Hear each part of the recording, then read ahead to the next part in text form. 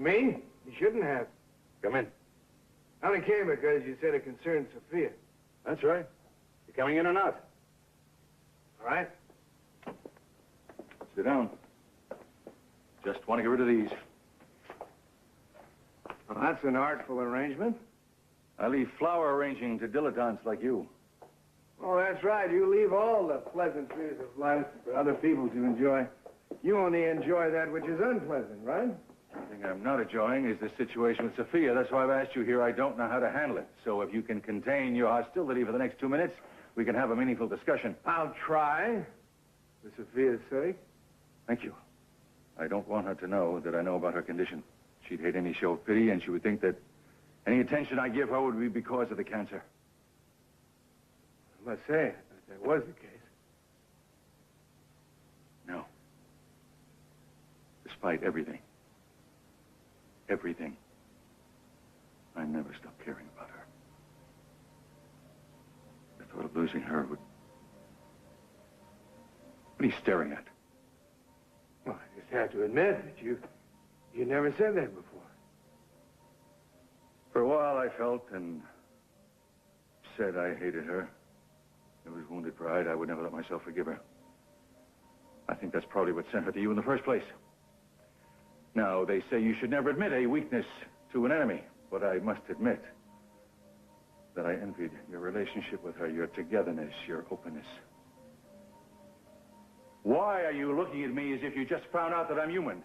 I mean, tragedies do change people sometimes, don't they? Except that this isn't a tragedy. Not yet.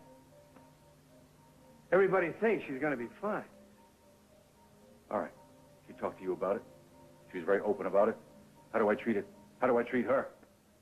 I can't just pretend it doesn't happen, that it's not there. Just a minute.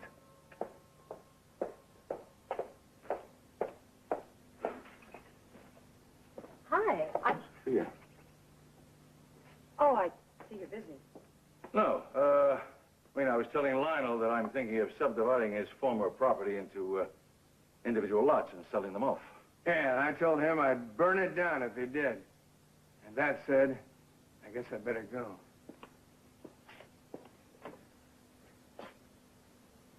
Come in. I'm very surprised you came here. So was I. I'm glad you did. Oh, well, really. I was just driving by and I was thinking about the flowers. Thought maybe you would send them to the children's wing of the hospital. I think that's a wonderful idea. I'll have them sent over. Excuse me. I'll go. No, please don't. Please wait. Hello. Mr. Capwell, it's Justin Moore. I'm calling because I need your help. What kind of help? Well, I've got some information regarding Kelly. I'm up at the hospital right now. What kind of information? Look, I've been posing as a patient here so that I can talk to her, but... Hello? Dr. Moore? Carolyn Capwell. Please be seated. Mr. Capwell. Girl, would you please turn that damn thing down? No problem. Miss Capwell, would you state your relationship? I saw Kelly at the hospital the last time. She was quieter, more subdued than she was the first time. Still like she was in some kind of a dream world. Heartbreaking. Looking back, I guess maybe Kelly needed psychiatric help all along, even before Dylan died. I just couldn't face it. The daughter of mine would need that kind of help. If it had, maybe none of this would have happened. I know that. But I don't think very many people could have read the signs before Dylan. Well, Dr. Rowling seems to think Justin Moore should have been able to read them. Rolling? And you and David and your sister Madeline live together in the same house. I don't understand why you won't allow us to see her. You've been allowing her to have other visitors? That's true, Mr. Capwell. But I've had to discontinue her visitation rights for the time being. It's simply too dangerous for her. Dangerous to see her own family. To see anyone she was associated with before the incident.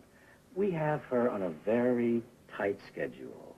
And I don't want her to be upset or influenced by anybody from the outside world. Our main task at the moment is to help her become acclimated to her environment here. It's a rebuilding process. Well, I know Justin wants to see her. He's not qualified to treat her. And in my opinion, he's one of the reasons she's in her present condition. Well, I would like to talk to him. I'm sorry, he's not here. Doctor, he called me for me no more than an hour ago. I know, and when I discovered he was here, I asked him to leave. And he did. I know you're both very concerned about Kelly, but I can assure you I'm going to do everything in my power to help her make a quick recovery. And I'm very confident that my method of treatment is the best one for her. Of course, Mr. Capwell, you're free to consult other doctors, get another opinion. I welcome that. But I don't welcome interference from a rank amateur like Justin Moore. I'll see that it doesn't happen again.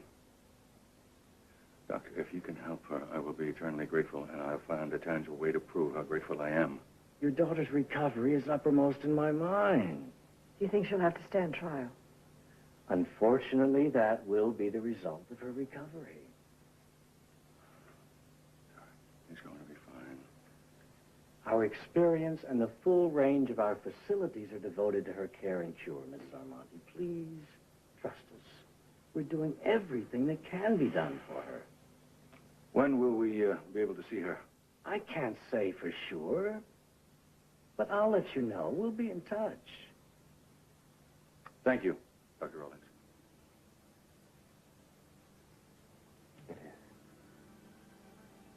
It's Rawlings. Thank you, Pearl. Mr. Moore? Your maid said I could wait for you. Why didn't you wait for us at the hospital? Well, I would have, but Dr. Rawlings had me thrown out. Thrown out or escorted out? Well, let's just say forcibly escorted. Well, he told us you haven't helped Kelly very much. In fact, he says you kind of harmed her. Now, that's not true. Unless something is done about the way he's treating her, she's going to end up in worse shape than she is now. Well, we seem to have two very divergent opinions here, yours and his, and I know Dr. Rawlings' reputation, and you don't have one. All right, Cece, why don't we just listen to what he has to say? All right, let's go in my study and discuss this.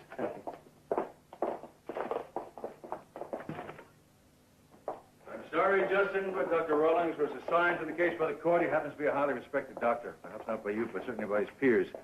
I've made my own inquiries into his reputation. He has a fine one at that Boston clinic he was affiliated with for 8 years. I've been there. I've seen her. Well, I'm not going to stir up any trouble with nothing going to come from it.